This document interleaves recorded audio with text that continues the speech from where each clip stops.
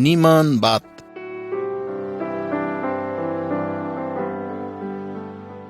हो हमर बाबू भैया आ भाई बहन सबके गोर लगे छियो।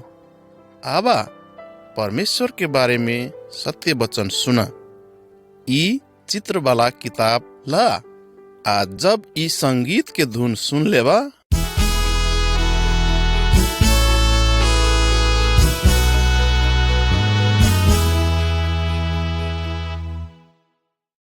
तब पहिलका चित्र के खोला। अई चित्र में भेल आदमी सब आ चित्र सब, आदमी सब के कल्पना से बनायल चित्र सब मात्र है। अई चित्रमाला के किताब से आदमी के सृष्टि के बात सब बताई छै। परमेश्वर के बारे में सत्य बात था पाए के लेल कृपया खूब ध्यान देके अई संदेश के अंतिम तक सुनिहा।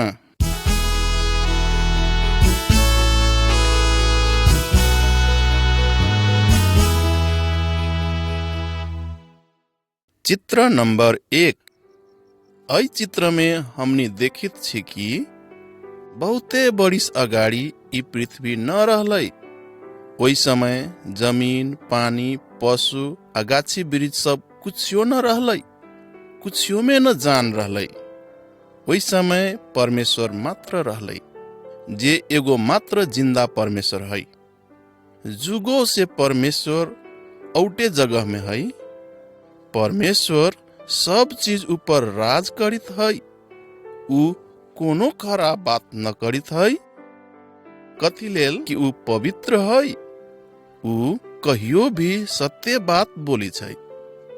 जब परमेश्वर ऐ संसार के बनैलकै तब ऊ कहलकै इजोत हो जो, तब इजोत हो गेलै। फेरू ऊ कहलकै पानी आ सुखल जमीन हो जो, आ ऊ सब बात हो गेलै।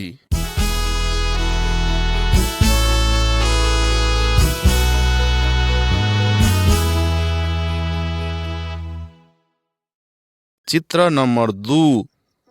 चित्रमाला में भेल अई किताब के बाइबल कही छै। परमेश्वर हमनी सब से बाइबल के वचन से बोली छै। बाइबल हमनी के सत्य परमेश्वर के बारे में बताई छै। परमेश्वर सभ्य आदमी सब के प्रेम करी छै। बाइबल हमनी के शांति आनंद के रास्ता देखाई छै। अई संदेश में कहल बात सब बाइबल के बात सब है।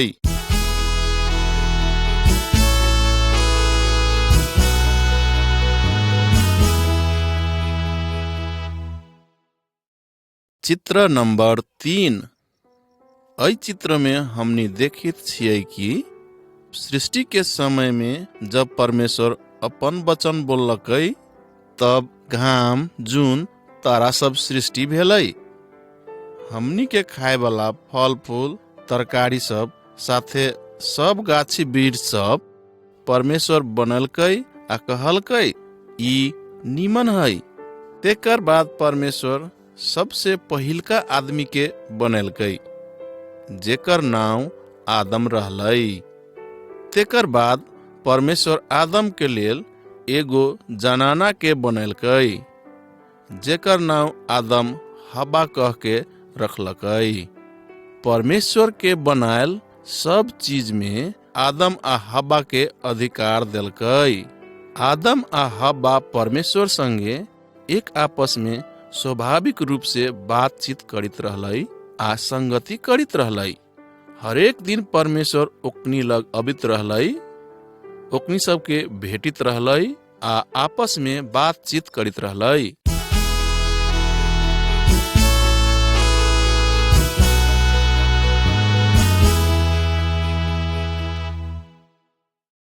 चित्र नंबर 4। अब हमनी यहाँ देखित छी कि परमेश्वर आदम आ हवा के एगो निमन बगीचा में रखने है। ओइना प्रशस्त मात्रा में फल फूल पाए वाला असल ठाव रहलै। परमेश्वर ओकनी सब के कहलकै बगीचा के बीच में भेलहा गाछी सब के फल बाहेक तोनी सब फल खा सकी छे, लेकिन न खाएला कहने गाछी के फल खेबे तो तोहनी सब तुरंते मर जेबे।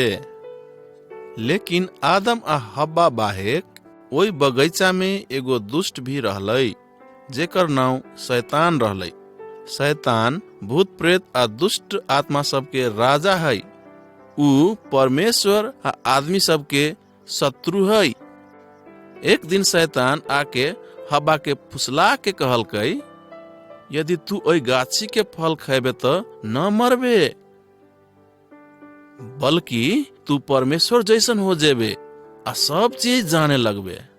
शैतान के बात में हब्बा विश्वास कैलकै आ ऊ परमेश्वर के आज्ञा के विरुद्ध में काम कैलकै।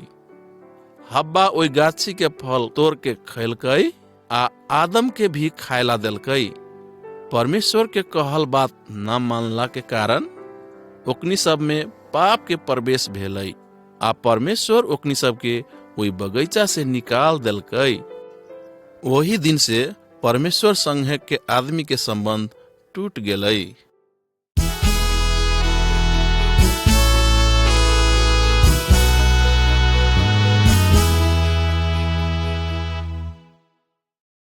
चित्र नंबर 5। एहि चित्र में हमनी देखित छी कि आदम आ हब्बा के संतान सब में भी ओकनी सब के पापी स्वभाव चल अलै। ओकनी सब के कैन आ हाबिल नाव के दूगो बेटा सब रहलै। जब ओकनी सब बढ़ गेलै, हाबिल चरवाहा आ कैन किसान भेलै। एक बार कैन अपन कुछ अन्न बलि भेटी के रूप में परमेश्वर लग अनलकै। हाबिल भी भेटी के रूप में एउटा भेड़ा लेलकै। हाबिल के भेटी से परमेश्वर खुशी भे गेलै, कथी लेल कि हाबिल परमेश्वर के साँचो प्रेम करित रहलै आ ओकर आज्ञा मानित रहलै। लेकिन कैन परमेश्वर के आज्ञा न मानित रहलै आ ओकरा भेटी से परमेश्वर खुशी न रहलै। तही कारण से कैन बड़ा पिता गेलै आ हाबिल के मार दलकै। कैन के कैल काम परमेश्वर देखलकै आ कैन के ओई ठाउँ में से बड़ी दूर भगा दलकै।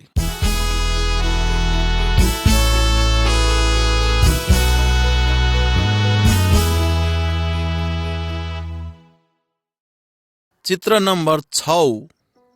एहि चित्र में हमने देखित छी कि बहुते बरिस पछाड़ी आदम के बहुत संतान सब भेलै।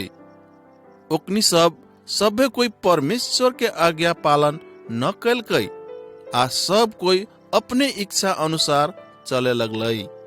ओकनी सब बहुते न निमन काम सब कैलकै। एहि लेल परमेश्वर दुखी भे गेलै आ कहलकै, एहि सभे आदमी सब के नाश करेला हम बड़का मेघ बरसेबै। लेकिन वहाँ एगो आदमी रहलै जे परमेश्वर के आज्ञा सब पालन करित रहलै। ओकर नाम नूह रहलै। आदम से लेके नूह तक 9 पुस्ता रहलै।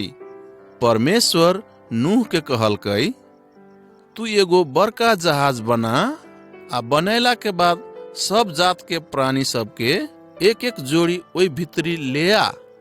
परमेश्वर के अरहायल काम नूह कैलकै।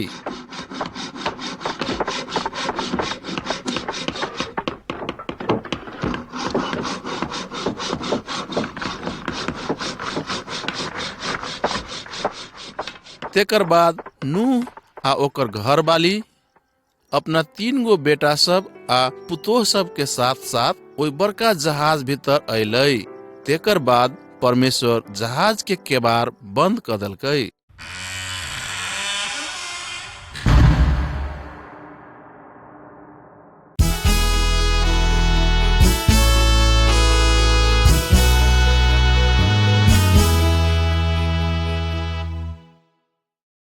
चित्र नंबर 7। एहि चित्र में हमनी देखित छी कि परमेश्वर 40 दिन तक लगातार आकाश से मेघ बरसलकै।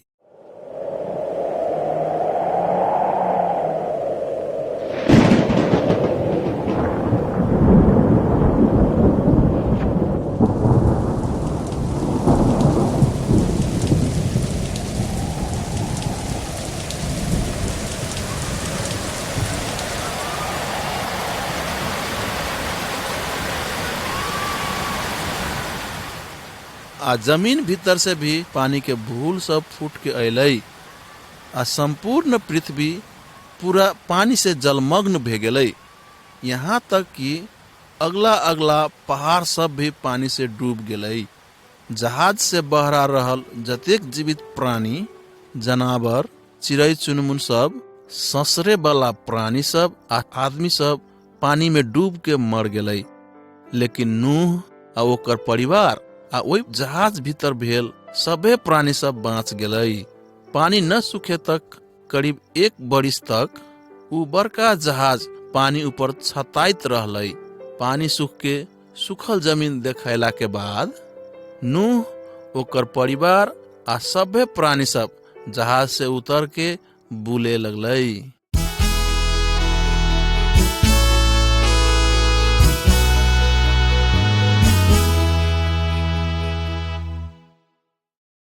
चित्र नंबर 8। इस चित्र में हमनी अब्राहम अपना घरवाली सारा से अपना बेटा इसहाक के अपना कोड़ा में लेबे लेल चाहत है। नूह से अब्राहम तक 10 पुस्ता भेलै। अब्राहम के बाबू झूठा देवी देवता सबके पूजा करित रहलै, लेकिन अब्राहम साँचो आ जीवित परमेश्वर के पूजा करित रहलै। अब्राहम आ सारा बूढ़ अवस्था में भे गेल रहलै आ ओकरा सबके एकोटा संतान न रहलै। एक बार सपना में परमेश्वर अब्राहम से बोललै, आकाश में तारा सबके देख कि वही सब तारा के तू गने सकबही। तोहनी सबके संतान भी एहने आकाश के तारा सबके समान बहुते होतौ। सारा भी उमेर से बुढ़िया भे गेल रहलै। ओहनो अवस्था में भी परमेश्वर ओकरा एगो बेटा जन्माए वाला बना देलकै। परमेश्वर अब्राहम आ सारा के एगो बेटा देलकै, जेकर नाम उकनी सब इसहाक कह के रखलकै। परमेश्वर प्रतिज्ञा करित कहलकै कि इसहाक के खानदान से मुक्तिदाता के जन्म होतै, जे पूरा संसार के पाप उठा के ले जतै। परमेश्वर हमेशा सत्य बोली छै। साँचो के परमेश्वर जेना प्रतिज्ञा कैने रहलै, तेहने संसार में मुक्तिदाता के पठैलकै। ओकर नाम यीशु ख्रिस्ट है। ओकरा लग तोहर आ हमर पाप के हटा देवे वाला आ वही से हमनी के शुद्ध पारे वाला शक्ति है।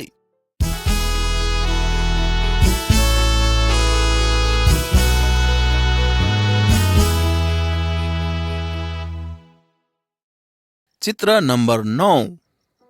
अब इस चित्र में देखा एगो आदमी हाथ में 2 गो पत्थर के पाटी लेके पहाड़ से नीचा उतरित है। ओकर नाम मूसा है। उ अब्राहम के वंश के है। अब्राहम के बहुते संतान सब भेलै। ओकनी सब में से केकरो केकरो बारे में तोहनी सब अई नक्शा में बुझे पैबा। परमेश्वर मूसा के अपन आज्ञा सब देलकै आ मूसा ओई आज्ञा सब के आदमी सब के बतैलकै। जब आदमी सब परमेश्वर के नियम सब के बारे में था पैलकै, तब ओकनी सब केहन जीवन बिताए के पड़तै से बात जाने लगलै। हमनी सब कोई परमेश्वर के आज्ञा पालन करा से परमेश्वर चाहत है।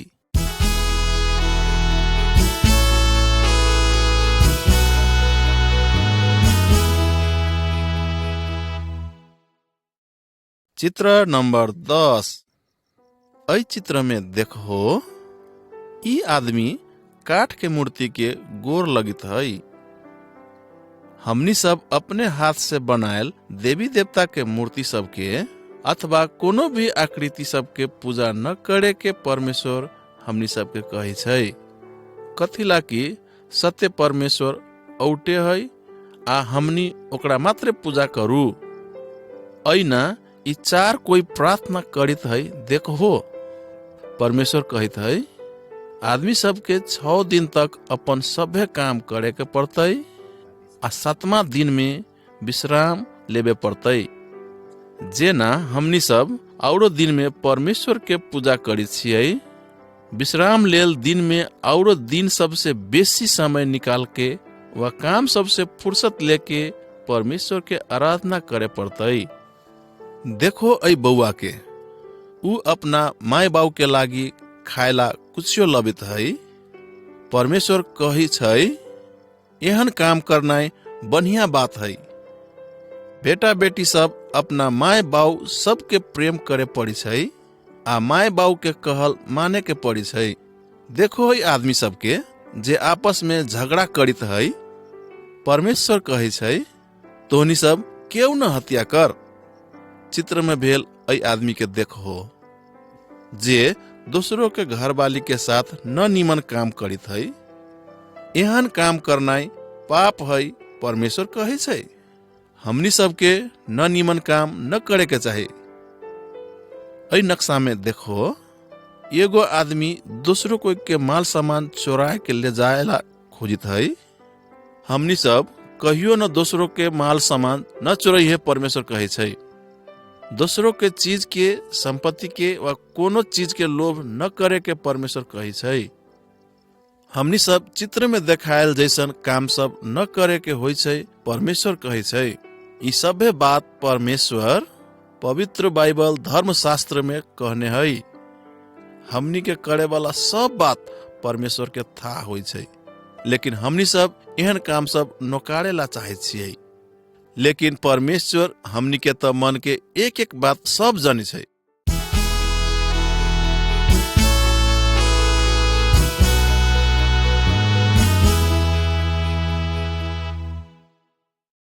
चित्र नंबर 11।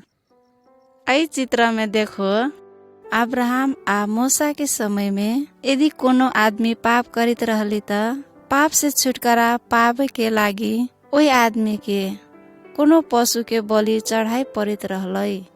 एना ओही बलिदान से ऊ अपने पापी छी कह के स्वीकार करित रहलै। आजकल हमनी सब अपना पाप सबसे छुटकारा पावे के लागी कोनो पशु सबके बलि न चढ़ाई पड़तै। कथी लेल कि परमेश्वर हमनी सबके पाप शुद्ध करे के लागी मुक्तिदाता के पठा देने है। ओकर नाम यीशु ख्रिस्ट है। हमनी के पाप के लेल बलि होके हमनी के बदला में मरे के लागी यीशु ख्रिस्ट क्रूस में लटकलै। लेकिन मरला के 3 दिन पाछू मृत्यु के जीत के जी गेलै। अब तोहनी सब में जे सब हम एगो पापी आदमी छी कह के समझी छी त यीशु ख्रिस्ट के ऊपर तू सब विश्वास करा आ अपना पाप के लेल पश्चाताप करा। सच्चा मन से पश्चाताप करा, तब परमेश्वर तोहरा सबके सब पाप के क्षमा कर देतो।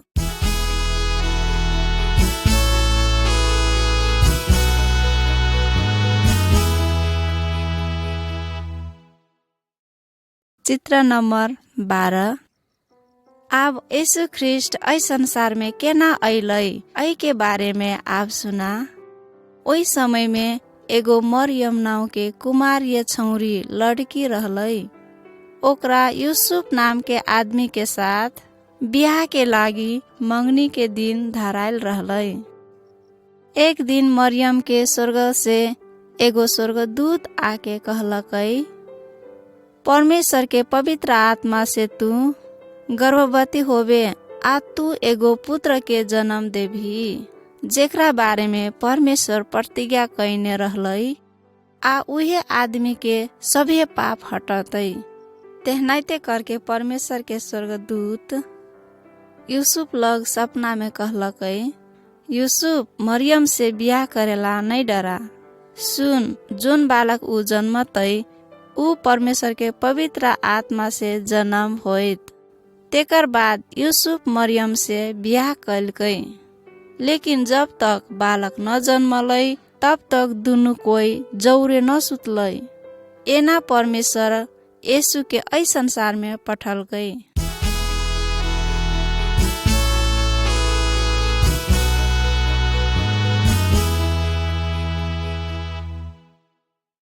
चित्र नंबर 13। अब ऐ चित्र में देखा मरियम आ यूसुफ बेतलेहम नाव के गांव में आवल है। मरियम बालक यीशु के घारी घर में जन्म देलकै। वही जगह के आसपास में चरवाहा सब आफ्ना हुल के देखभाल करित रहलै। अंचेके में एगो स्वर्गदूत चरवाहा सब के बीच में आके कहलकै, नहीं डरा, कथिला कि हम तोहनी सब के लेल एगो खुशी के खबर कहिसियो। आ ई खबर से आदमी सब आनंदित हो जेतै। आई के रात में परमेश्वर के पुत्र के जन्म भेल है। ऊ सभे पापी आदमी सब के बचैतै। उहे ख्रिस्ट आ प्रभु है। स्वर्गदूत एतेक कही के तब और बहुते स्वर्गदूत सब आके ओहने कहलकै। ऊ सब कोई मिलके परमेश्वर के आराधना करैत, भजन गाबित और परमेश्वर के प्रशंसा करैत। तेकर बाद उहे चरवाहा सब यीशु के दर्शन करे गेलै।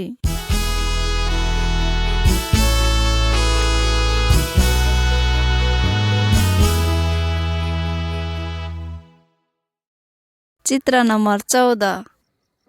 ऐ चित्र में अपनी सब यीशु के लड़का के अवस्था में देखित छियै। ऐ समय ऊ 12 बरिस के रहलै। ऊ बड़का बड़का विद्वान पंडित सब से बैठ के विशेष बात सब के विषय में छलफल करित रहलै कि एगो भरखर के छौरा बड़का बड़का विद्वान पंडित सब के सिखायल सकतै। अपनी सबके ई बात संभव न लगै छै, लेकिन यीशु के ज्ञान बुद्धि देख के ऊ सब अचम्म भे गेलै। दोसरो चित्र में यीशु जवान आदमी हो गेल है से देखाय छै। ओकर ज्ञान बुद्धि बहुत अचम्म के रहलै। ऊ परमेश्वर आ आदमी सबके खुशी क दित रहलै। परमेश्वर कहलकै, यीशु के कहल बात सब सुना। ऊ जे हम सब कहे चाहे छियै सेहे बात सब कहे छै।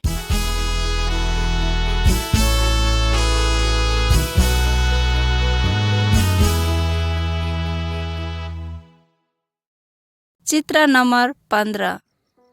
ऐ चित्र में देखाई है कि यीशु शक्तिशाली है। शैतान आ कोनो दुष्ट आत्मा के शक्ति से बड़का यीशु के शक्ति है। जादू या तंत्र मंत्र से बड़का यीशु के शक्ति है। ऊ चाहते त केहनो रोग के ठीक करे सकते।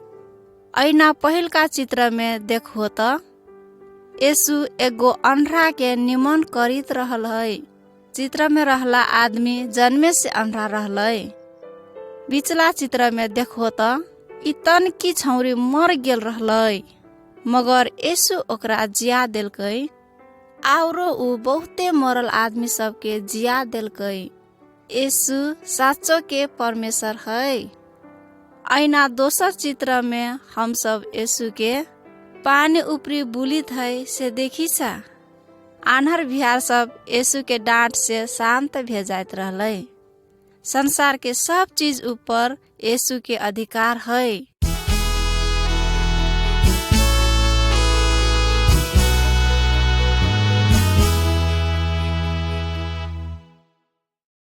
चित्र नंबर 16।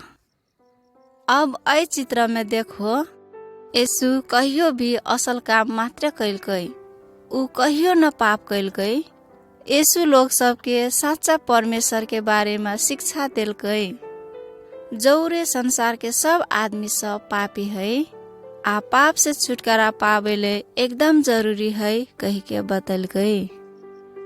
बहुत आदमी सब अपना पाप सब स्वीकार कैलकै आ पश्चाताप कैलकै, मगर बहुतो कोई हम पापी छी कह के स्वीकार न कैलकै आ परमेश्वर और न अइलै।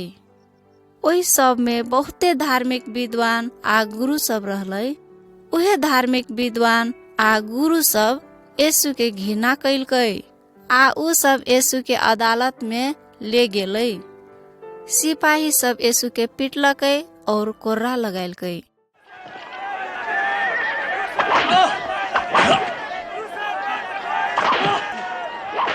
साथे ओकरा चेहरा में थूक देलकै।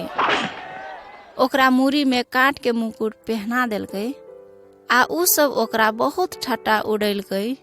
उ सब ओकरा एतको कैलकै तैयो भी यीशु ओकरा सबके कोनो विरोध न कैलकै और अपने आप के छोड़ैला न चाहलकै।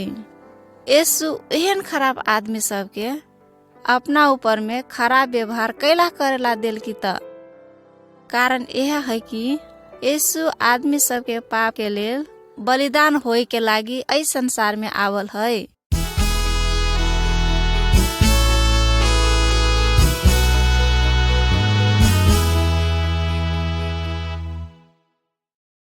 चित्र नंबर 17। एहि चित्र में देखो यीशु के समय में अपराध करे वाला आदमी सबके ऐसने काट के क्रूस बना के लटका के मारे वाला नियम रहलै। रोमी सिपाही सब यीशु के भी हाथ गोर में कांटी ठोक के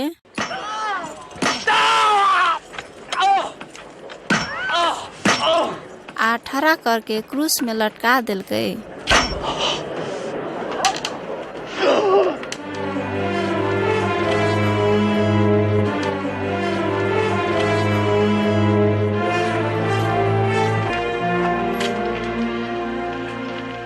आदमी सबके पाप के लेल यीशु एहन दुख कष्ट सहलकै। परमेश्वर पिता कहलकै यीशु ख्रिस्ट के क्रूस के मृत्यु पूरे आदमी सबके पाप के लेल बलिदान है। यही कारण यदि हमनी सब अपना हृदय से अपना पाप से पश्चाताप करबै त आ यीशु में विश्वास करके वही पाप काम सब से घूमबै तब त उ अपनी सब के पाप क्षमा करते। कि तू अपने पापी छी कह के स्वीकार करेला चाहे छी त कि अपना केलहा पाप सबसे क्षमा होइला चाहे छी त परमेश्वर के कहल वचन में विश्वास करू। उ हमनी सब के मुक्तिदाता है। कैला त हमनी सब देख लिए ई सब चीज हमनी सब के लेल कैलकै।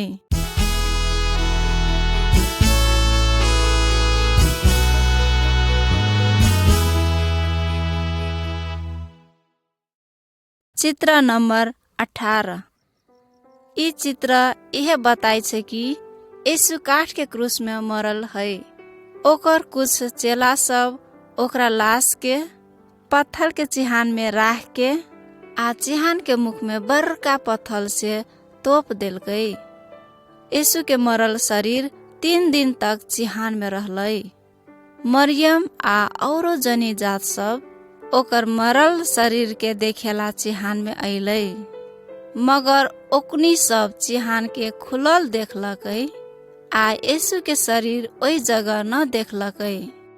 अंचेके में उ जनी जात सब ओई जग 2 स्वर्गदूत सब के देखलकै आ स्वर्गदूत सब ओई जनी जात सब के कहलकै यीशु एहि चिहान में न है, उ त फेरू जी गेल है। तोहनी सब अपना पुरखा आदम के बात सब याद करा।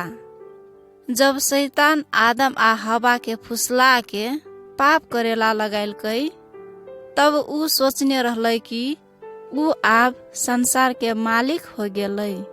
लेकिन यीशु ख्रिस्ट हमनी के पाप सब के लेल क्रूस में मरलै आ अपनी के पाप सब हटा देलकै आ मरल से फेरू जी के शैतान ऊपर विजय पाइलकै।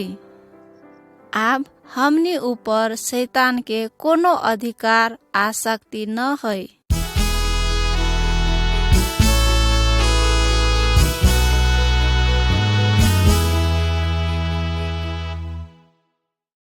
चित्र नंबर 19। एहि चित्र में तोहनी सब देखो त यीशु जी गेल है। जब यीशु जी गेलै बहुते आदमी सब आ ओकर अपने चेला सब भी ओकरा देखलकै। एगो यीशु के चेला थोमा कहलकै हम यीशु जी गेल है से विश्वास न करै छियै। यदि हम ओकरा हाथ गोर में भेल किला के दाग सब में अपन औरी से छुबै तब मात्रे उ साँचो के जी गेल है से विश्वास करबै। पाछू थोमा यीशु के देखलकै ऊ यीशु के हाथ गोर में भेल चोट के दाग सब भी देखलकै आ ऊ कहलकै, तू हमर प्रभु यीशु हवा। यीशु ओकरा जवाब देलकै, तू तो हमरा देख के विश्वास कैले, लेकिन धन्य है ऊ सब जे हमरा न देख के भी विश्वास करी छै।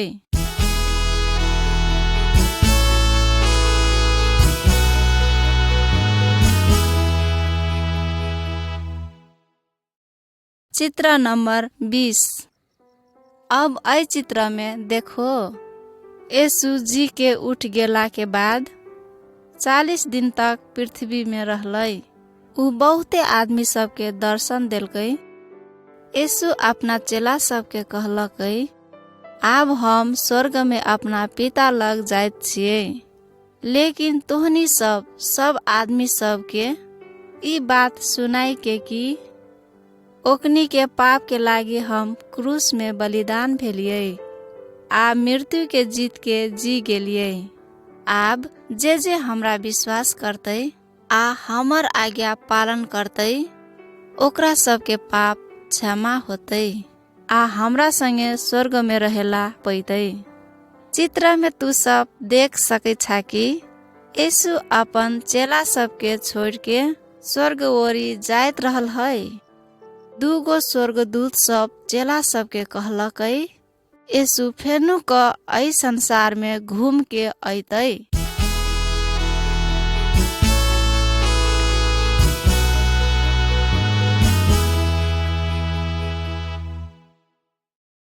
चित्र नंबर 21। इस चित्र में देखू, जब तू सब क्रूस के देखी छा तब यीशु तोहरा सब के लागी कथी क देलको, ई बात सब विचार करा। हम सब पापी छी, यीशु मात्र सिद्ध पूर्ण रूप से धर्मी है। यीशु के मृत्यु के अर्थ यह है, हमरा सबके मरे वाला ठाव में यीशु मरलै। यीशु हमरा सबके पाप के लागी दंड सहलै आ मरलै। आब जब परमेश्वर हमरा सबके देखी छै, ऊ यीशु हमरा लागी बहेलहा लहू के बारे में सोची छै। यदि हम यीशु में विश्वास करी छी त ई हमरा सबके पाप से धर्मी होइल जैसन है। तू इस संबंध में कथी सोची छा? यीशु के क्रूस के मृत्यु छोट बात न है। यदि तू ओकरा इनकार कके दूर जाय छा त कोनो दिन उहो अपन मुंह तोहरा ओर से घुमा लेतो। अहिए से आजुए तू यीशु में विश्वास करा।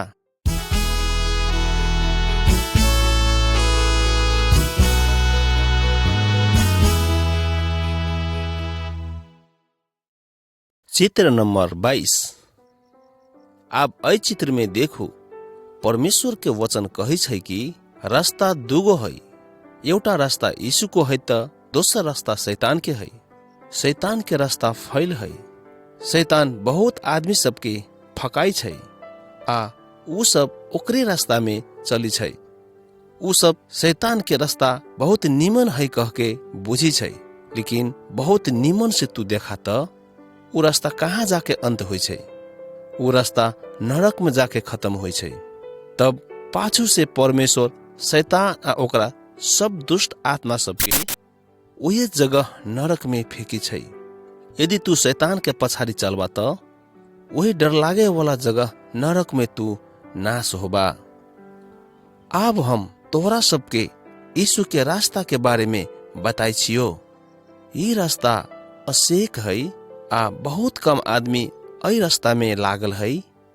लेकिन यीशु के रास्ता बढ़िया रास्ता जे स्वर्ग में जाके अंत होइ छै। यदि तू यीशु के रास्ता में चल के स्वर्ग में तू जायला चाहे छ त शैतान के रास्ता के तू छोड़ दा, यीशु के पछाड़ी तू चला। तब परमेश्वर तोरा पवित्र आत्मा देतो।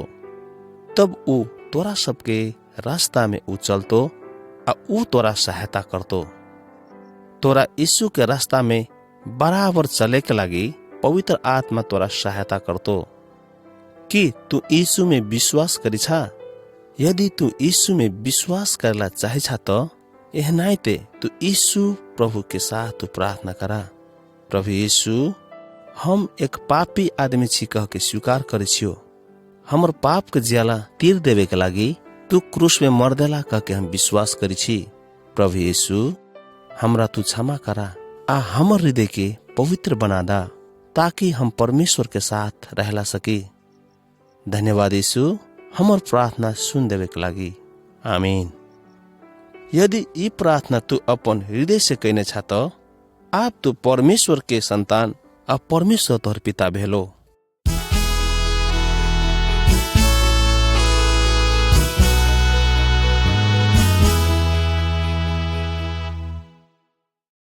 चित्र नंबर 23। ऐ चित्र में देखो हो, हम सब यीशु के नाम बहुत बाजी सुनने छी, लेकिन ऐसन सार में यीशु कहिया रहलै। हमरा पूर्वज के बारे में सोचा जे यीशु के पाला में के रहलै। ऊ पुरखा सबके आ हमरा सबके बीच में लगभग 80 पुस्ता बीत गलै। वही से ई बात बहुत बरिस अगाड़ी के है। ऐ बीच के समय में बहुत आदमी सब यीशु ऊपर विश्वास कैलकै। बहुत देश के बहुत जनजाति भाषा भाषी के आदमी सब यीशु ऊपर विश्वास कैलकै। यहने कके सब आदमी यीशु ऊपर विश्वास कके परमेश्वर के संतान हो सके छै। तू सब भी यीशु में विश्वास करबा त परमेश्वर का संतान हो जेबा आ स्वर्ग में रह पैबा।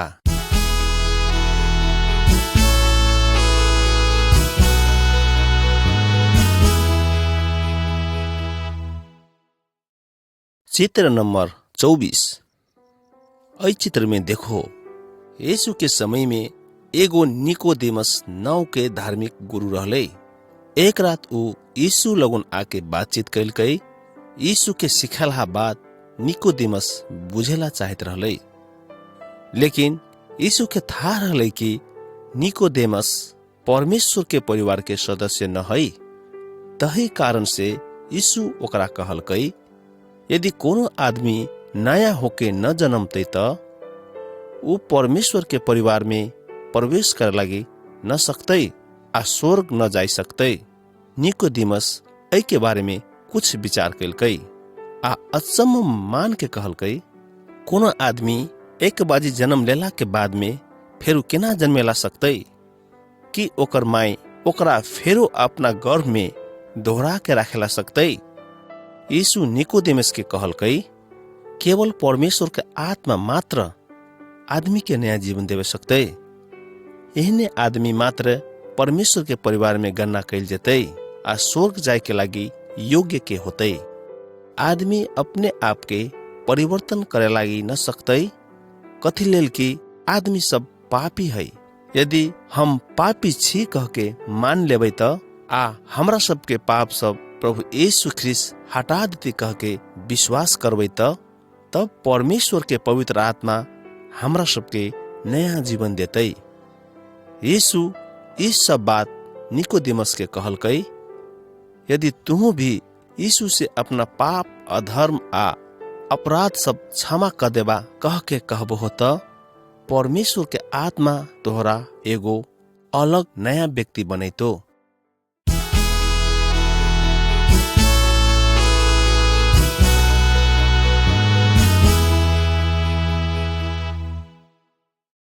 चित्र नंबर 25। आप तू सब ऐ चित्र में देखा, जब यीशु स्वर्ग में वापस घूम के जाइत रहले तब यीशु अपना चेला सबके कहलकै, हम स्वर्ग में वापस जाय छियै। तू सब पिता से पहला प्रतिज्ञा के लागी असियाल रहा, जेकरा पिता तोहरा सबके बीच में पठैतो ऊ परमेश्वर के पवित्र आत्मा है। पवित्र आत्मा तोरा सबके बीच में रहे के लागी ऐतो। अत्यक कहला के बाद यीशु स्वर्ग में चल गेलै। तेकर बाद ओकर सब चेला एगो घर में प्रार्थना करे के लागी जमा भेलै।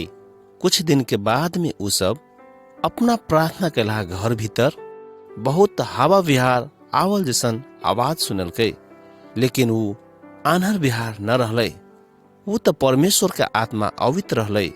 यीशु के प्रतिज्ञा कैल परमेश्वर के पवित्र आत्मा आयल रहलै। यदि तू यीशु के पछाड़ी चलवा तब परमेश्वर के पवित्र आत्मा तोरा में ऐतो आ ऊ तोरा में वास करतो। परमेश्वर के वचन बुझे के लागि, आज्ञा पालन करे के लागि आ ऊ तोरा सहायता करतो। परमेश्वर के आत्मा तोरा मजबूत आ साहसी बनेतो। तू शैतान के ऊपर विजय पावला सकबा। पवित्र आत्मा तोरा ईश्वरीय जीवन बिताए के लागि मदद करतो।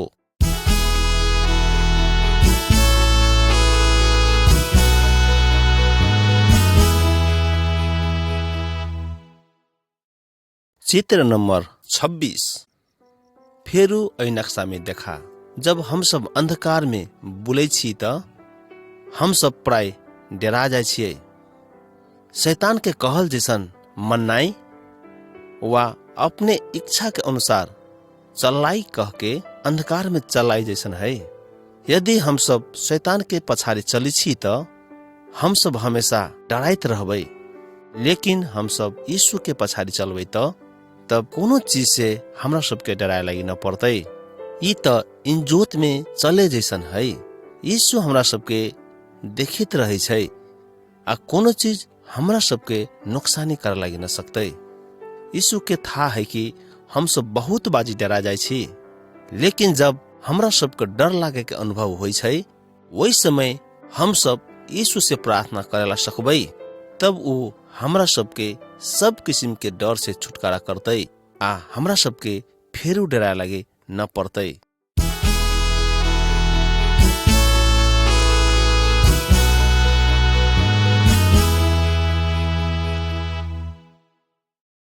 चित्र नंबर 27।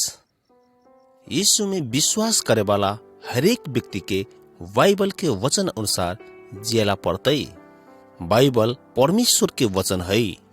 बाइबल कही छै, यीशु में विश्वास करे वाला व्यक्ति के बेविचार न करे के, केकरो साथ दुश्मनी न राखे के, चोरी न करे के, आ मूर्ति पूजा आ मरल आदमी सबके आत्मा के पूजा न करे के।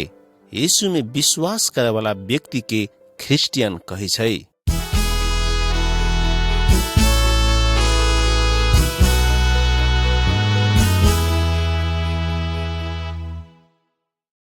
चित्र नंबर 28। क्रिस्चियन पुरुष आ स्त्री के बाइबल कही छै, हम सब यीशु के आज्ञा पालन करे छियै, तेहने तू स्त्री सब तू अपना पति सबके आज्ञा पालन करा।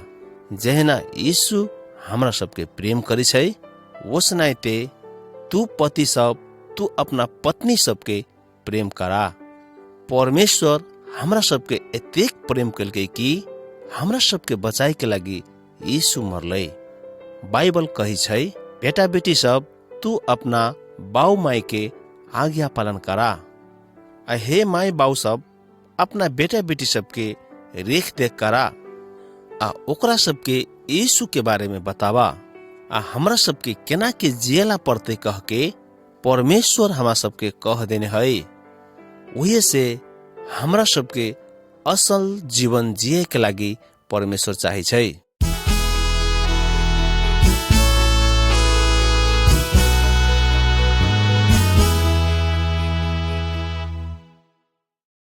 चित्र नंबर 29। परमेश्वर कही छै, सब आदमी के भलाई करा। हम सब अपना साथी आ परिवार के प्रेम करी छी, लेकिन हमरा सबके अपना शत्रुओं के प्रेम करे के चाही। पहल का चित्र में देखू, ये दोनों कोई पहले शत्रु रहले, लेकिन अब उ सब अपन अपन हथियार फेंक के संहतिया भेले। हमरा सबके खराबी के बदला खराबी न करे के परमेश्वर कहे छै।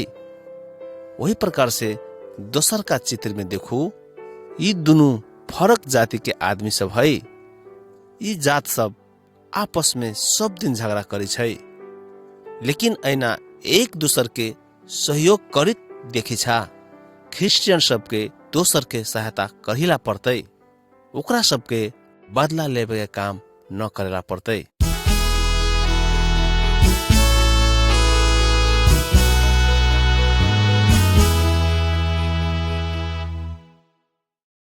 चित्र नंबर 30। ये दू आदमी यीशु पर विश्वास करला चाहे छै। वो सब अपन मूर्ति सब आ तंत्र मंत्र के सामान सब जरात है। पहले हमरा सबके सहायता के लागी हम सब भूत प्रेत के बोलाइत रहली त अब हम सब परमेश्वर के जन सब यीशु के सहायता मांगेला पड़तै। यीशु के शक्ति हमरा सबके अगल बगल में है, वही से हमरा सबके कोनो खराबी हानि पुगाइला न सकतै। कथे लागि त यीशु के शक्ति भूत प्रेत, तंत्र मंत्र, डायन जोगिन आ शैतान के शक्ति से महान आ शक्तिशाली है। वही कारण से हमरा विश्वासी सबके यीशु के मात्र पुकारला पड़तै।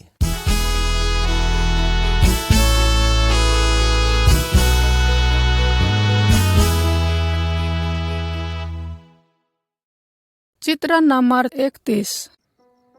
विशेष करके एहि चित्र में भेला आदमी के बारे में कहे के मन करे। ये आदमी प्रभु यीशु एहि संसार में रहल समय के है, जकरा अनेकों भूत प्रेत सब सताइत रहलै। भूत प्रेत के सताई के कारण ऊ सनक गेल रहलै। लोग सब ओकरा सिकरी और रस्सी से बांध के रखित रहलै, लेकिन ऊ सब बंधन के तोड़ देत रहलै। यीशु आके आय आदमी के दया से देखलकै आ ओय आदमी भीतर रहल दुष्ट आत्मा सबके हकारित कहलकै, आय आदमी के छोड़ दही आ फेरू घूम के न अहे। शैतान के दुष्ट आत्मा और भूत प्रेत सब यीशु से डरा गेलै आ ओय आदमी से निकल के भाग गेलै। कि तोहरो भी एहने भूत प्रेत सब आ दुष्ट आत्मा सब दुख दे के सता रहल हो? यीशु के गुहार हो, तब तोहरा ऊ सबे दुष्ट आत्मा सबसे छुटकारा देतो।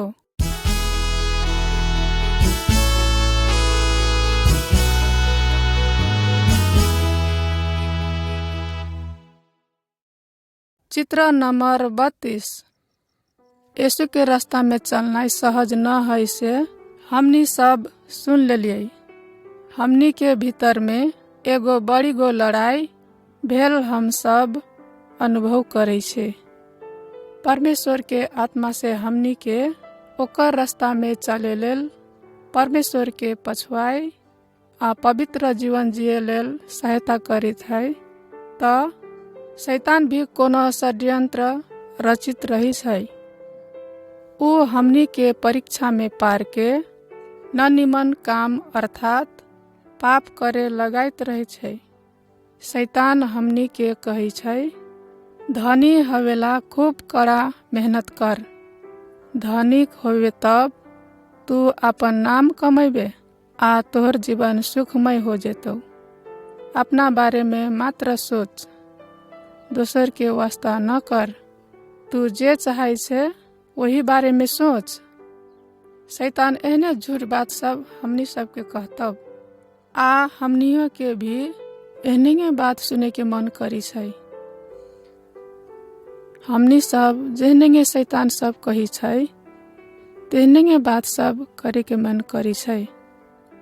हमनी क्रिश्चियन सब चित्र में खड़ा भेल बिचला आदमी जैसन छियै। चित्र में खड़ा भेल बिचला आदमी जैसन छै। ऊ निमन काम करे सके कह के यीशु ओकरा परमेश्वर के आज्ञा पालन करे के लेल उत्साह दै छै। आ शैतान भी ओकरा अपन बात कह के खराब काम करे के सिखा रहला है। हमने परमेश्वर के लोग सब एगो बड़का संघर्ष के बीच में छे, लेकिन हमनी के प्रिय मित्र यीशु हमनी के साथ में है। ओकरा मात्र पछुआइला ऊ हमनी के सामर्थ्य बना दै छै।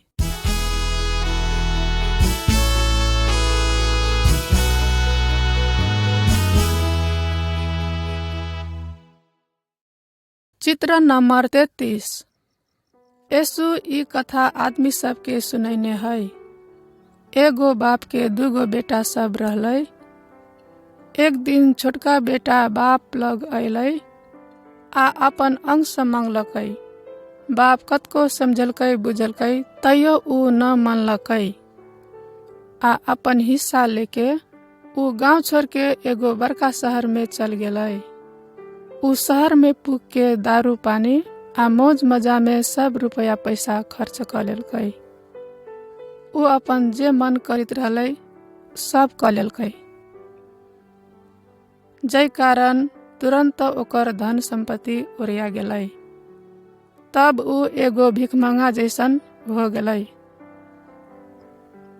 ओकरा बहुते दुख कष्ट सब सहे के पड़लै। कतेक दिन तक ऊ भूखले रहलै।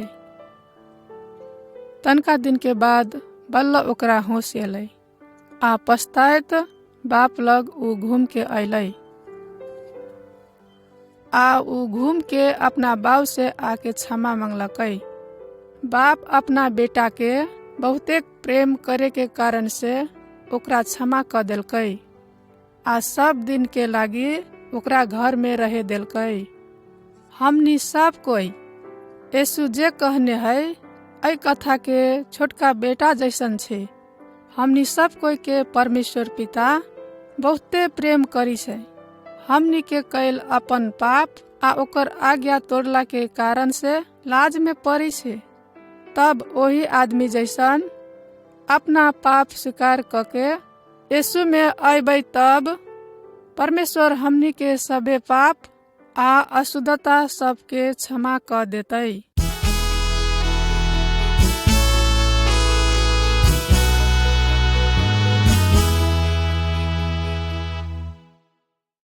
चित्र नंबर 34।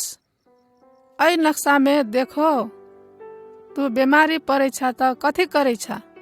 यीशु में विश्वास करे वाला सब परमेश्वर के प्रार्थना करे सकी छै। यीशु के शक्ति तोरा रोग बिरामी के निमन कर सके छो। तू अस्पताल से दवाई सब ला सके छा। यीशु दवाई में आशीष देतो आ दवाई खैबा तो तू निमन हो जेबा।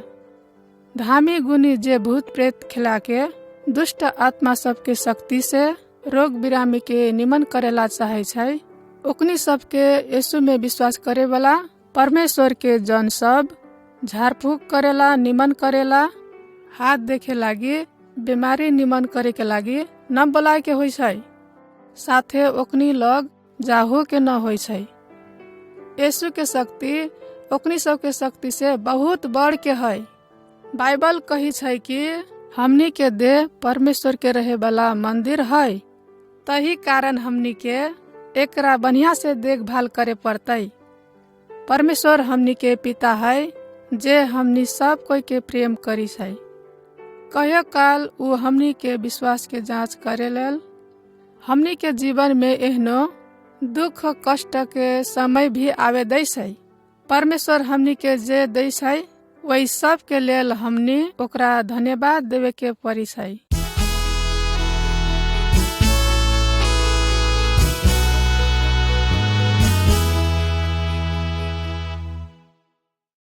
चित्र नंबर 35।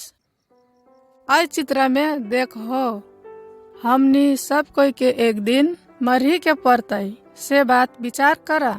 यदि आजवे तोर प्राण चल जेतो तो तोर आत्मा कते जेतो? जब परमेश्वर के आदमी सब मरी छै तब ओकनी सब के आत्मा परमेश्वर लग जाय छै। कथी लेल कि यीशु ओकनी सब के पाप क्षमा कर देने है। दूसरो आदमी सब के आत्मा परमेश्वर लग जाय न सकी छै।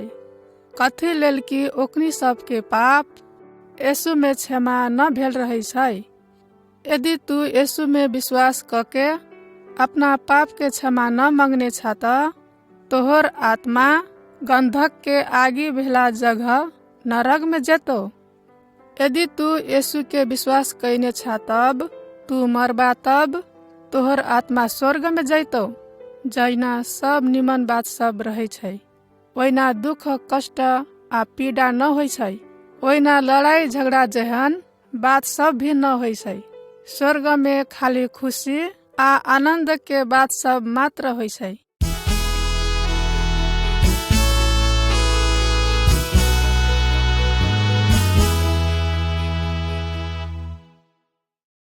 चित्र नंबर 36। अब आई चित्र में देखो, हमनी के देह में बहुत अंग सब है। देखेला आँख, सुनेला कान बोलेला मुंह आ बुलेला गोर ई सब है। प्रत्येक अंग के अपने अपने काम सब है। यदि देह के कोनो भी अंग बिरामी होय छै त और सबे अंग के भी पीड़ा के अनुभव होय छै। बाइबल हमनी के कहे छै शरीर के विभिन्न अंग के अलग अलग काम है। तेहने हमनी विश्वासी सबके भी विभिन्न किस्म के काम सब है। केहू मंडली के बढ़ाई के काम के जिम्मा लग के पास्टर है। पढ़ल लिखल सब न पढ़ल लिखल सबके बाइबल के बात सब सिखा सकी छै। केकरो केकरो खाना बनाए के लूर होय छै आ ओकनी सब उहे काम करी छै।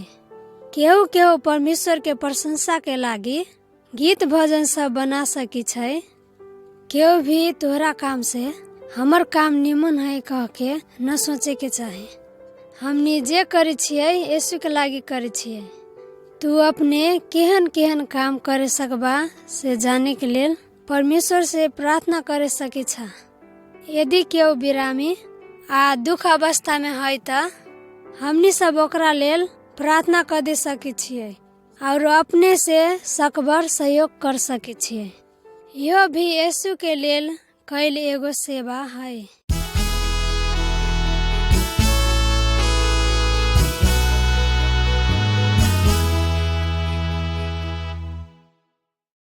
चित्र नंबर 37। परमेश्वर अपना वचन में कहने है तोहनी सब 6 दिन तक काम कर, लेकिन 7वां दिन में अपना सभे काम सब से विश्राम ली है। वही दिन तोहनी सब अपन सभे काम सब छोड़ के हमर आराधना करिहे। आई विश्राम के दिन सभे विश्वासी सब जमा होय वाला निमन समय है। हमनी मंडली में वा कोनो झुंड में जमा हो सके छियै आ परमेश्वर के वचन सुन के ओकरा आराधना कर सके छियै। ओकरा आराधना करित हमनी सब परमेश्वर के स्तुति प्रशंसा साथे कोरस भजन सब गा सके छियै।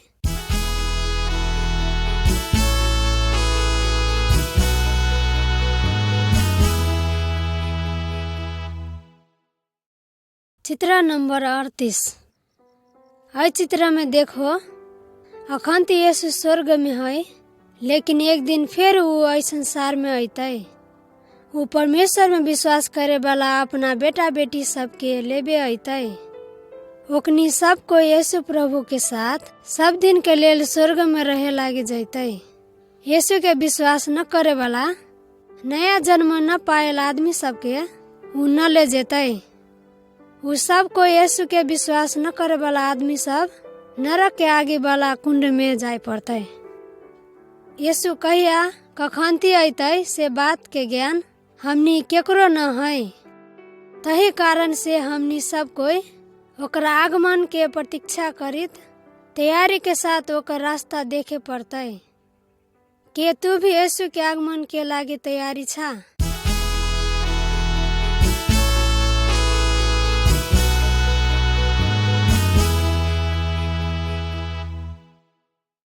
चित्र नंबर 39।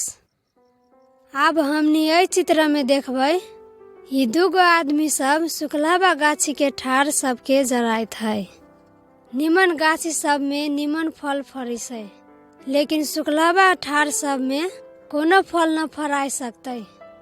हमनी परमेश्वर में विश्वास करे वाला सब विश्वासी सब भी गाछी के ठार जैसन छियै। यदि परमेश्वर के पवित्र आत्मा हमनी में है तब हमनी सब पवित्र आ परमेश्वर के मन पड़े वाला जीवन बिताए सकबै आ हमनी के निमन काम सब ठार सब में फरल फल सब जैसन होतै। यदि हमनी निमन काम न करबै त वो सुखलाबा ठार जैसन होबै, जेकरा एक दिन जमा करके आगी में जराला फेंक देतै। तहो से हमनी के जीवन में परमेश्वर के बहुत निमन काम सब हो सके कहे के परमेश्वर में हमनी प्रार्थना करा। उहे हमनी सबके निमन काम करे लेल मदद करतै। जब हमनी के कैल निमन काम सब लोग सब देखतै तब ओकनी सब जानतै कि हमनी सब यीशु के पछाड़ी चली छियै आ ओकरा प्रेम करी छियै। तब उ सब आदमी सब परमेश्वर के महिमा देते।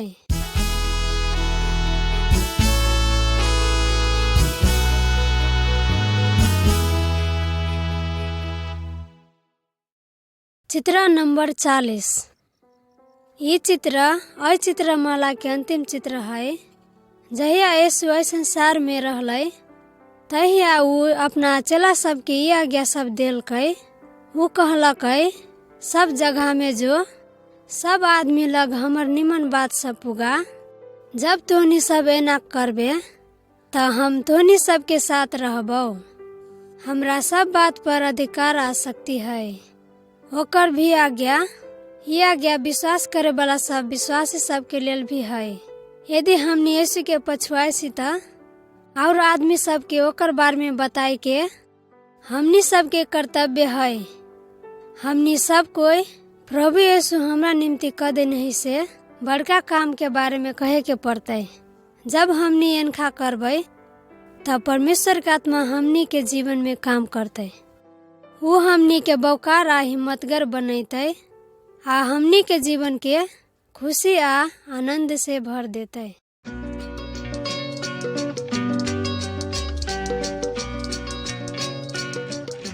तोहनी सब धीरज के साथ ऐ संदेश के सुन देला तय के लागी बहुत बहुत धन्यवाद। हमनी आशा करी छिये कि ऐ संदेश से तोहनी सब उत्साहित भेला आ आशीष पैने छा। परमेश्वर ओरी के ई निमन संदेश अखन ऐने समाप्त होय छै। यदि तोहनी सब जीवित परमेश्वर के बारे में और जाने ला चाहे छा त लग में के कोनो क्रिश्चियन भाई आ दीदी बहनी सब के साथ आ कोनो मंडली में जाके पूछ सकी छियै। अखंती के लेल विदा दा। नमस्कार।